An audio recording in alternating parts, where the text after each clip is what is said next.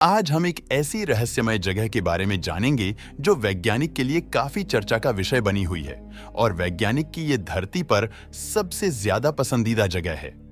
कुछ लोग मानते हैं कि इस जगह पर एलियंस का बसेरा है, तो कुछ का मानना है कि इस जगह पर कभी कोई प्राचीन उन्नत शहर हुआ करता था जो आज समुद्र की गहराई में छुपा हुआ है।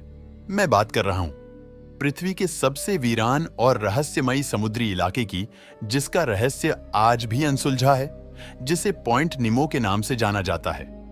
साल 1977 समुद्र की गहराइयों में तो बहुत ही अजीब और रहस्यमयी आवाजें रिकॉर्ड की जाती हैं। ये आवाजें इतनी कम फ्रीक्वेंसी की थीं कि इंसानी कानों से नहीं सुनी जा सकती थी, लेकिन इनका एम्पलीट्यूड इतना ज्यादा था कि ये हजारों किलोमीटर दूर तक फैल गई। ये साउंड्स अमेरिका की national oceanic and atmospheric administration यानी नोवा के हाइड्रोफोन नेटवर्क ने कैप्चर की थी। हैरान करने वाली बात यह थी कि ये ध्वनियां न केवल एक जगह बल्कि करीब 5000 किलोमीटर दूर दूसरे साउंड स्टेशन पर भी रिकॉर्ड हुई। जब वैज्ञानिक ने इस पर रिसर्च की और सिग्नल की डायरेक्शन और स्ट्रेंथ का एनालिसिस किया तो उन्हें पता चला कि यह रहस्यमयी आवाजें दक्षिणी प्रशांत महासागर के एक अत्यंत दूर दराज इलाके से आई थीं।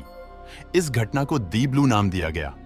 कुछ समय तक तो वैज्ञानिक भी यही मानते रहे कि ये किसी विशाल समुद्री जीव की आवाज हो सकती है, मगर इतने सालों की खोजबीन के बावजूद भी उस क्षेत्र में ऐसा कोई जीव या सबूत नहीं मिला जो इतनी जोरदार आवाज पैदा कर सके। तो फिर वो रहस्यमयी आवाज कैसे पैदा हुई? साल 2012 में नुआ ने अपने बयान को बदलते हुए कहा कि यह आवाजें दरअसल बर्फीले ग्लेशियर के खिसकने से बनी थीं। लेकिन क्या ये वाकई में सच है, या फिर इन आवाजों के पीछे कोई और रहस्य छुपा हुआ है जिसे सभी से छुपाया जा रहा है? और सबसे खास बात यह है कि जिस जगह से ये रहस्यमयी आवाजें आई थीं, उसे आज हम पॉइंट निमो के नाम से जानते हैं। समुद्र में वो जगह है जो पृथ्वी की सतह पर किसी भी जमीन से और आइलैंड से सबसे दूर है। यहां से सबसे नजदीकी जमीन अंटार्कटिका भी करीब 2700 किलोमीटर दूर है। दूसरी ओर चिली और न्यूजीलैंड भी 3000 से 5000 किलोमीटर की दूरी पर है। ये जगह समुद्र के ऐसे हिस्से में इतनी अलग थलग है कि इसके हजारों किलोमीटर के दायरे में कोई भी इंसान नहीं पाया जाता। पॉइंट निमो कोई द्वीप या जमीन का टुकड़ा नहीं, बल्कि महासागर का वो बिंदु है जो इंसानी सभ्यता से सबसे दूर है। ये वो इलाका है जहां समुद्री धाराएं बाहर से कुछ भी लाने नहीं देती, जिस वजह से यहां पर समुद्र में जीवन भी नहीं पनपता।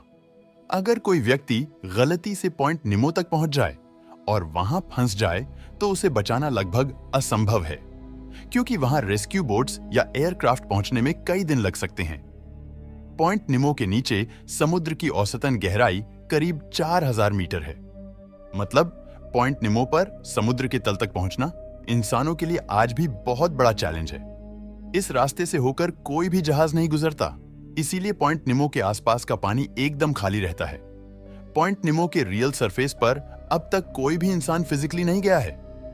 पॉइंट निमो एक ऐसा जोन है जहां ओशियन करंट्स बहुत धीमे या बिल्कुल भी नहीं चलते, इसीलिए इसे ओशियानिक डेड स्पॉट भी कहा जाता है। पॉइंट निमो के नीचे का क्षेत्र मिडनाइट जोन में आता है, जहां सनलाइट कभी नहीं पहुंचती। ऐसा माना जाता है कि पॉइंट निमो में केवल वही समुद्री जीव हो सकते हैं जो एक्सट्रीम से एक्सट्रीम कंडीशन में भी सरवाइव कर सकें।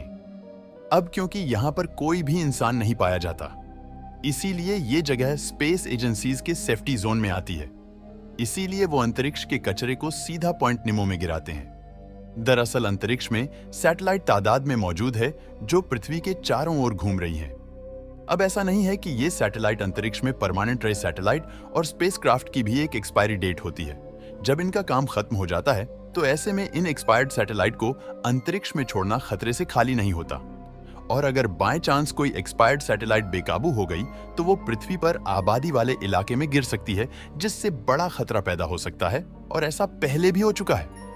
ऐसा ही एक हादसा साल 1978 में हुआ, जब सोवियत यूनियन का एक सैटेलाइट कॉस्मोस 954 कनाडा में गिरा।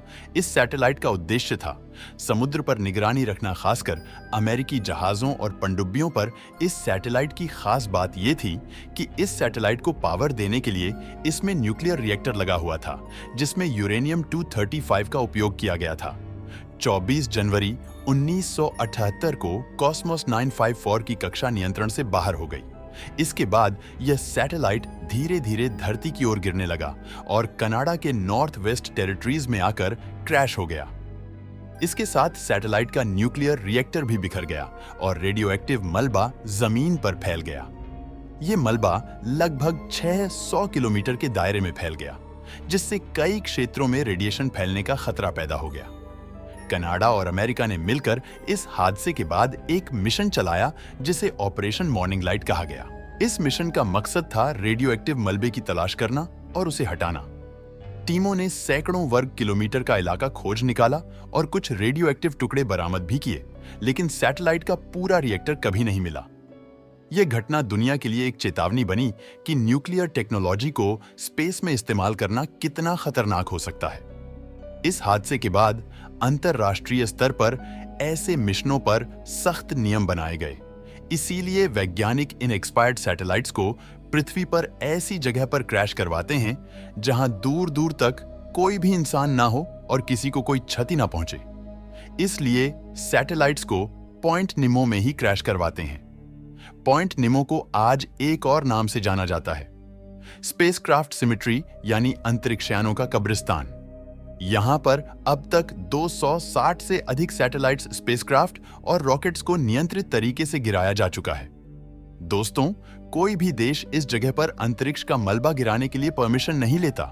यही कारण है कि नासा और अन्य स्पेस एजेंसी इस स्थान का इस्तेमाल करती है ताकि पुराने स्पेसयानों को सुरक्षित तरीके से नष्ट किया जा सके। दोस्तों, आपको हमारी जानकारी पसंद आए हो तो वीडियो को लाइक और शेयर करें।